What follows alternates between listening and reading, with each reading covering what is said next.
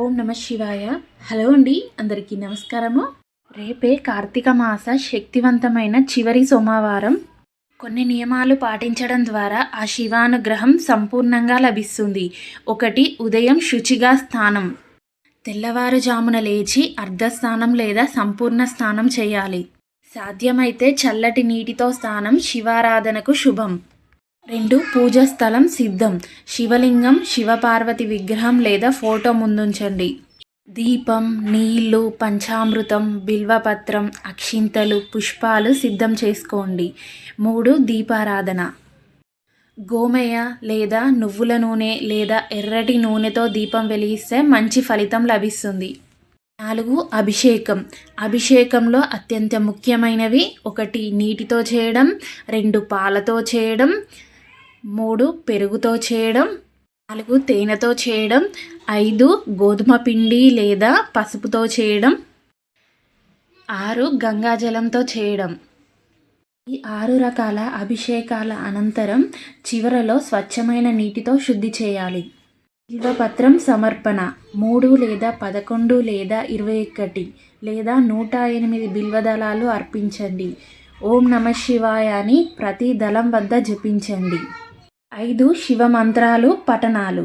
ఓం నమ శివాయ అని 108 లేదా 1008 సార్లు. మహామృత్యుంజయ మంత్రం, లింగాష్టకం, శివతాండవ స్తోత్రం. ఈ మంత్రాలు పఠించడం ద్వారా ఆ శివానుగ్రహం సంపూర్ణంగా లభిస్తుంది. చివరి సోమవారం కావడంతో 11 నిమిషాలు ఓం నమ శివాయ అని ధ్యానం చేస్తే అత్యుత్తమ ఫలితం లభిస్తుంది. 6. నైవేద్యం. పచ్చిపాలు, బెల్లం, నువ్వుల లడ్డు, కొబ్బరి నీళ్ళు, దుంపల నైవేద్యం ఇవ్వవచ్చు. 7. ప్రదక్షిణలు. 11 లేదా 21 సార్లు శివలింగం చుట్టూ ప్రదక్షిణ చేయండి. వేచి ఉన్నవారు 3 ప్రదక్షిణలు కూడా చేస్తే సరిపోతుంది.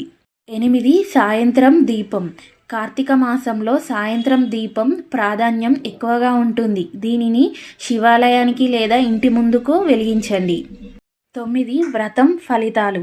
ఉపవాసం ఉంటే రాత్రి ఫలహారం లేదా సాదా ఆహారం తీసుకోండి. కోపం, అబద్ధం, మాంసాహారం, మద్యం నిషిద్ధం. 10. ప్రార్థన సంకల్పం. చివరి సోమవారం కావడంతో ఇలా సంకల్పం చేయండి: ఈ కార్తీక సోమవారం వ్రతం వల్ల నాకు శాంతి, ఆరోగ్యం, కుటుంబ క్షేమం కలగాలి, శివపార్వతి కృప ఎల్లప్పుడూ ఉండాలి అని మొక్కుకోండి. ఇంకా మీకు ఉన్న సమస్యలు, కోరికలు తీరడం కోసం కోరండి. ఈ విధంగా చేసి కార్తీక మాస సంపూర్ణ శివానుగ్రహం పొందండి. అందరికీ ఆ శివయ్య అనుగ్రహం లభించాలని కోరుకుంటూ మరో కొత్త వీడియోతో మళ్ళీ కలుద్దాం. అంతవరకు సెలవు మరి. బాయ్. ప్లీజ్